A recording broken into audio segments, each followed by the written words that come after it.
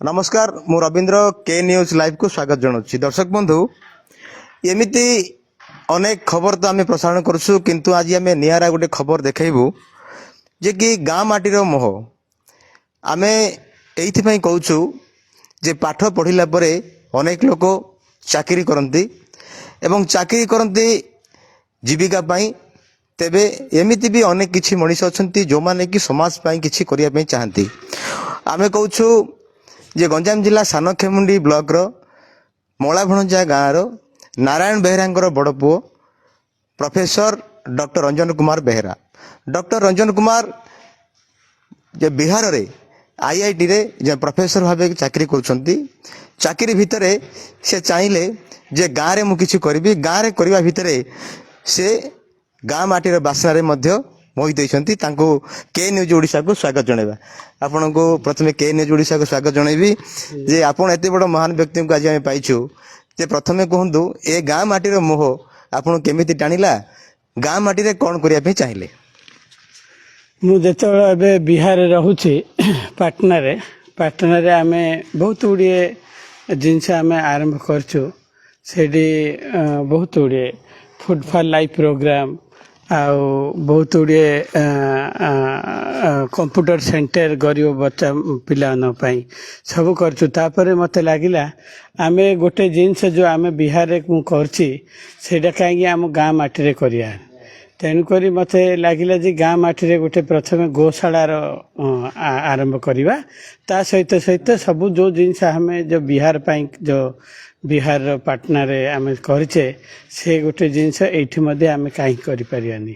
तो सेटा मते गाँ माटी को आसिला आ दिने मन लागिला कि ए गोटे जगह जोटा के खाली हिगिरी अछि बहुत वर्ष हैला तो ए जगह रे बहुत जिनस होतला भाबिले ए जगह रे गोटे भागवत कथा करिवा तापरे जो द्वारा कि ए जगार पवित्रता आसीजिवो तापरे पवित्र आसिला परे भागवत कथा सहित आमर तापरे गौशालार निर्माण आरंभ हब तो सेटा ही गत वर्ष आमर भागवत कथा होइतिला आ ए वर्ष आम ए जगार निर्माण आरंभ करछु गौशालार एडी करिया पे आम गाँव रे आपण जने तो आईआईटी प्रोफेसर बापांकर कोन प्रेरणा पाइथिले बापा जने शिक्षक बोली हम जेंति आगरो कहिथिलु कौन प्रेरणा पाइथिले एमती कहीं मन भीतर जागृत है बापांगर तो प्रेरणा बहुत अच्छी से छोट पिलू आमको सब शिक्षा देती आ गोटे भल मनीष हाँपाई आते मु एनआईटी राउरकेला पाठ पढ़ुली से समय देखी बहुत मोर सांग मैंने खराब रास्तार जाती किंतु बापांकर प्रेरणा जो आज आम ये एत दूर जापारछु आज को 32टा देश में बुली सारे किंतु मते मो बोर कांदड़ा मते ये गाँ को माटी को आउ थे आन देथिला आ गाँव रे इच्छा थिला कि शेष जीवनटा मु बहुत लोक सहित मिसी आ सब लोक मैंने कहती अमेरिका रे डॉक्टर बड़ बड़ अच्छा कहती आम शेष जीवनटा कि ओडिशा रे कटि जाओ किंतु मो भाग्य को मुझे आसी आज गाँ माटी किछि करिया बेली बहुत चिंता करी किंतु एपर्यंत तो हैनी पूरा गौशाला हैला परे तापर गोटे गोटे जिनस गाँ माटी बड़ पड़े कौन लक्ष्य रखिछन्ती प्रथमे केते गाय रखिबे कोन करिवे प्रथमे आमे तो 100 गाय टार्गेट अच्छी आउ फ्यूचर 1000 गाय टार्गेट अच्छी आ समस्ते एठी जेते बुढ़ा वृद्ध अच्छा समस्त एटलिस्ट खाद्यर व्यवस्था रहिबो समस्त को धीरे अन्य सब जिनस प्लानिंग अच्छी न कला आगे तो मुझे कहबी कि बट वर्तमान आमर गौशाला गोवर्धन है मुख्य काम जीवन को जगह बुली सेठी कोन आदर्श पाइछन्ती मु बहुत जगह बुलची प्रथमे मु चाकरी कली बेल्जियम ब्रुसेल्स रे चाकरी कली बेल्जियम रे तापर ब्रुसेल्स छाड़ी आइली तापर बैंगलोर जी रे जॉइन कली किंतु मोर पोस्टिंग थिला हांगकांग रे तो हांगकांग रे विंड फार्म ऊपर काम करथली तापर अमेरिका गली अमेरिका रू साउथ अफ्रीका गली साउथ अफ्रीका रू न्यूजीलैंड गली तो बहुत देश तो जाइए सब देश रे मते लगे कि भारत जमी सभ्यता आउ कौटी विश्व नहीं आ तेणुकरी भारत परी देश को आम छाड़ी जा बहुत मूर्खता तेणुक मत लगे मु भारत में आसबि आसला भारत में आसला मत लगे मो गाँव में छोट पिलू समस्त स्नेह बंधन ये अच्छी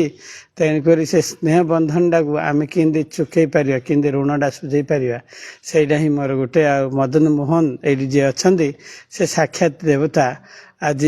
मदन मोहन पीठे जहाँ आम प्रार्थना करूँ तार सब सक्सेस हुए तेणुक गौशालार नाम दिखाई मदन मोहन गौशाला तेणुक ही गौशाला सी ही चलेबे यहाँ मोर बहुत एबे मासटी भितर आम गोमाता घिनाणु गोमाता आसला आमर राज्यपाल डाकी यहाँ उद्घाटन कर प्लान अच्छी आउे ये गोटे यज्ञ कराहब नाम यज्ञ करी आउे ये 17 खंड गाँव में 70 खंड गाँव को आमर गाड़ी बुलिब जोटा कि काउ अवेयरनेस सेटा गोटे करा आउ जने IIT दिल्ली रे मध्य प्रोफेसर अच्छा प्रोफेसर भाला सी मते गो जो गोबर रु को टाइप ब्रिक्स तैयारी हब थर्माल इफिशिएंसी करी से मते फोन करथिले कि आमे से ब्रिक्स तैयारी मध्य करवा बहुत गुड़े अच्छी तार प्लान तो आजिकल गोटे भल मनीष खोजवा कष्ट समाज को कौन वार्ता देवा भल मनीष ना कौन रही वार्ता भल तो आमर जीवन में देखा मु जीवन में मो निज मु केबे आज पर्यंत किछि करनी निजर किछि आज पर्यंत रखिनी किंतु गोटे वृक्षर जो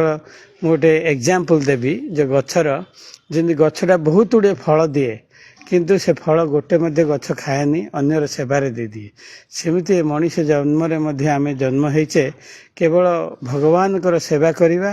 आ भगवान सेवा करने द्वारा समस्त मंगल आम करिपरिबा आम जदि निजर मंगल चेष्टा करवा ताहले ना आमर मंगल करिपरिबा ना कार मंगल करिपरिबा तेणुकरी ये जो हरे कृष्ण महामंत्र जप करी आमको यहाँ गोटे बहुत बड़ शिक्षा मिलती जे आम किमिति अन्य पई उपयोगी हो पारिबा निश्चित आम आसवा भितर ये आम देखिलु जे आउ जड़े भाई अच्छा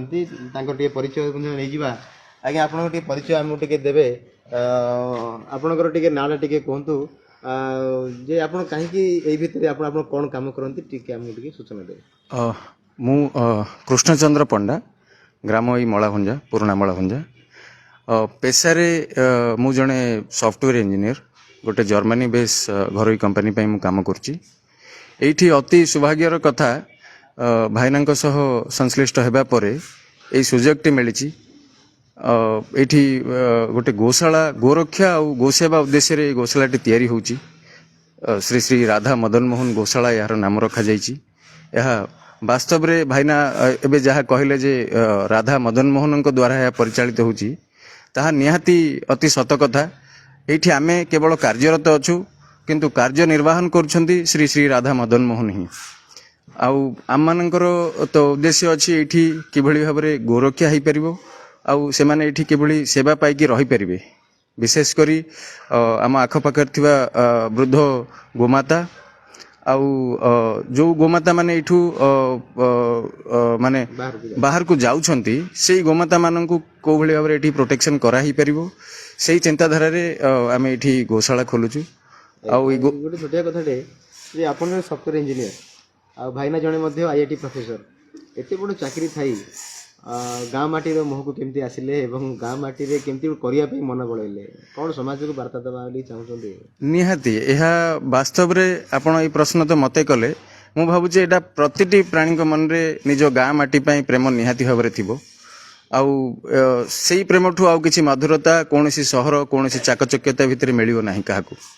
तो तार उपलब्धि केवल गाँ माटी को आसिक ही करहब आमे निहाती भाव में यही सुजोग मिलू से उपलब्धि भी करूँ एठी आउ विशेष करके गौशालाटी हेले आम आखपाखे ये गौशाला किछि नाही विशेष करी ए एरिया रो गोमाता माने एठी रक्षा पाई परिबे आउ सेवा भी पाई परिबे एठी यही उद्देश्य रे ही आम ये अनुष्ठान रे कार्यरत अच्छु आउ यहाकू किभली भाव में आगु को संचालित करी बढ़ाइबू एथिपई भी यत्नवान अच्छु सॉफ्टवेयर इंजीनियर एवं जड़े इंजीनियर आउ जड़े आदर्श गौशाला समर्पित हवा IIT ପ୍ରଫେସର ଜଣେ ସମର୍ପିତ ହେବା ସମାଜକୁ କ'ଣ ବାର୍ତ୍ତା ଦେବ? ନିହାତି ଭାବରେ ଗୋଟେ ସଫ୍ଟୱେର ଇଞ୍ଜିନିୟର କହିଲେ ଆମେ ଆମ ପରିଜନଙ୍କ ଭିତରେ ଅତି ସୁପରିଚିତ ହେଇପାରୁଛେ, କିନ୍ତୁ ଆଜି ଗୋସେବକ ନିଜକୁ କହିଲେ ନିହାତି ଭାବରେ ବିଶ୍ୱ ଦରବାରରେ ବି ଆମେ ପରିଚିତ ହେଇପାରିବା। ଏହା ଗୋମାତାଙ୍କର ଆଶୀର୍ବାଦ ହେବ ଆମ ପାଇଁ। ଏ ବାପା ଅଛନ୍ତି, ଆମେ ତାଙ୍କ ସହିତ ମଧ୍ୟ ଟିକେ କଥା ହେଇଯିବା ଯେ ଡକ୍ଟର ରଞ୍ଜନ ସାର୍ଙ୍କ ବାପା ଅଛନ୍ତି। ଆଜ୍ଞା, ଆପଣଙ୍କ ପୁଅ ବର୍ତ୍ତମାନ ଏତେ ବଡ଼ ଚାକିରି କରିକି ବର୍ତ୍ତମାନ ସେ ଯେଉଁ ଆସିକି ପହଞ୍ଚିଛନ୍ତି ଏଇ ଜାଗାରେ, କ'ଣ କହିବେ? କ'ଣ ଆପଣ ଅନ୍ୟମାନଙ୍କୁ ପ୍ରେରଣା ଦେବେ, ଯେହେତୁ ଆପଣ ଜଣେ ଶିକ୍ଷକ ଥିଲେ ଏବଂ ତା ସହିତ ବର୍ତ୍ତମାନ ଆପଣଙ୍କର ପୁଅ ଜଣେ ଏତେ ବଡ଼ ଅନୁଷ୍ଠାନ କରୁଛନ୍ତି? ତାର ମୁଖ୍ୟ କଥା, ବାପା ମା ରହୁଛନ୍ତି ମଳାଭଣଜାରେ, ସେ ମଳାଭଣଜାକୁ ଆସିବାକୁ ବାଧ୍ୟ। ତେଣୁ ତାର ଗୋଟେ ଏଇଠି ବାପା ମାକୁ ଲକ୍ଷ୍ୟ କରି ଆସିକିରି ଏ ଗୋଟେ ଜିନିଷ କରିବାକୁ ସେ ଉଚିତ ମନେ କଲା, ଯାହାଫଳରେ ଆମେ ବହୁତ ଗର୍ବିତ। ବାପା ହିସାବରେ ଆମେ ବହୁତ ଗର୍ବିତ। ଆଉ ଭଗବାନ କରନ୍ତୁ ଏମିତି ପିଲା ସମସ୍ତ ବାପାଙ୍କୁ ଭଗବାନ ଦିଅନ୍ତୁ। ନିଶ୍ଚିତ ରୂପେ ଆମେ ଯେମିତି ଦେଖୁଥିଲେ ଯେ ଆମେ ଟିକେ ବର୍ତ୍ତମାନ ଭିଜୁଆଲ୍ସ ବର୍ତ୍ତମାନ ଆମେ ଦେଖିବା ପାଇଁ ଚାହିଁବୁ, ଯେହେତୁ ବର୍ତ୍ତମାନ ଆମେ ସମସ୍ତଙ୍କ ସହିତ କଥା ହେଲେ। ଇଏ ହେଉଛି ସେଇ ମଳାଭଣଜା। ଆପଣ ଯେତେବେଳେ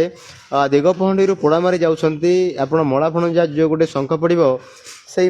ପାଖରେ ଗୋଟେ ଲେଖା ହେଇଛି ମଦନ ମୋହନ ଗୋଶାଳା। ଏବଂ ବର୍ତ୍ତମାନ ସିଏ କାର୍ଯ୍ୟରତ। ଯେମିତି ଡକ୍ଟର ରଞ୍ଜନ ସାର୍ କହୁଥିଲେ ଯେ ଗଭର୍ଣ୍ଣରଙ୍କ